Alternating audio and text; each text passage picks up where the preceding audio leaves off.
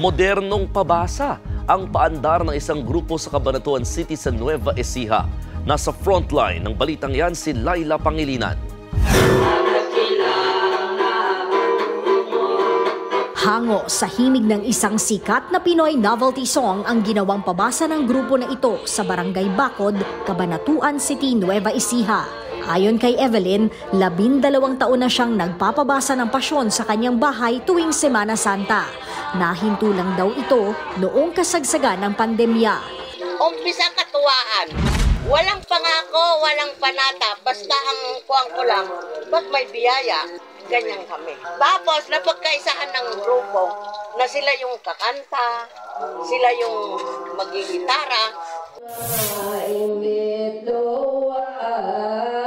Sa simbahan naman ng Quiapo, tradisyonal ang paraan ng pabasa ng mga deboto tungkol sa buhay, paghihirap at kamatayan ni Hesukristo. Ngayong Semana Santa, nagpaalala ang simbahang Katolika sa kahalagahan ng pabasa. Sana raw panatilihin ng mga kabataan ang tradisyong ito tuwing mahal na araw. Kakaunti na yung nagbabasa ng pasyon ng mga kabataan, ano? Dahil nga mas sila sa social media, sa hindi sila interesado sa ganitong gawain, ano? Kaya matatanda na, no?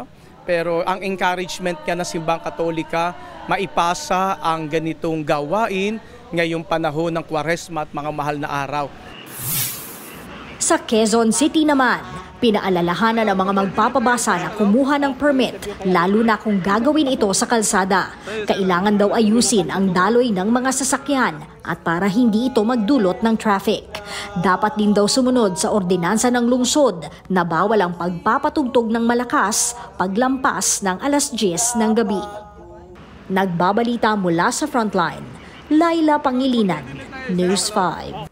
Mga kapatid, Jania Lipon po, laging maging updated sa latest sa entertainment and lifestyle para maging una sa balitaan. Bisitahin at mag-subscribe na sa social media pages ng News 5.